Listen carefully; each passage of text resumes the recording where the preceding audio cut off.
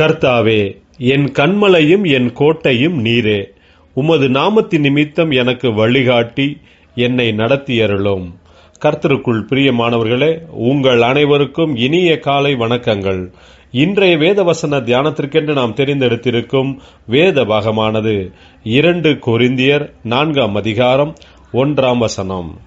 இப்படிப்பட்ட ஊழியத்தை உடையவர்களாகிய நாங்கள் இரக்கம் பெற்றிருப்பதால் சோர்ந்து போகிறதில்லை.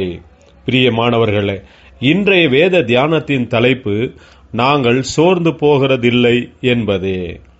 அப்போஸ்தலனாகிய பவுல் இந்த 2 கொரிந்தியர் நிருபத்தில் கர்த்தர் தம்முடைய கிருபையின்படியே நமக்கு பெலனையும் கிருபையையும் கொடுத்திருக்கிறார் என்கிறார்.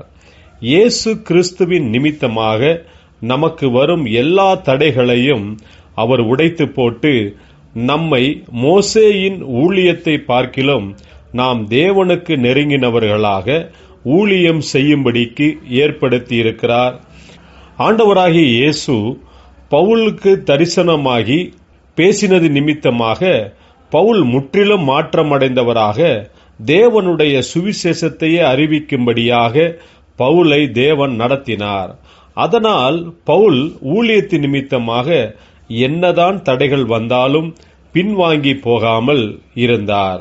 பிரியமானவர்களே, தேவன் நமக்கு நியமித்திருக்கும் ஊழியங்கள், கொடுத்திருக்கும் பொறுப்புகள் எல்லாம் நம்முடைய பதவி, அந்தஸ்து இவைகளினால் தேவன் நம்மை தெரிந்து கொண்டு கொடுக்காமல் தம்முடைய இரக்கத்தினால் நமக்கு கொடுத்திருக்கிறார் என்பதை நாம் முதலில் அறிய வேண்டும்.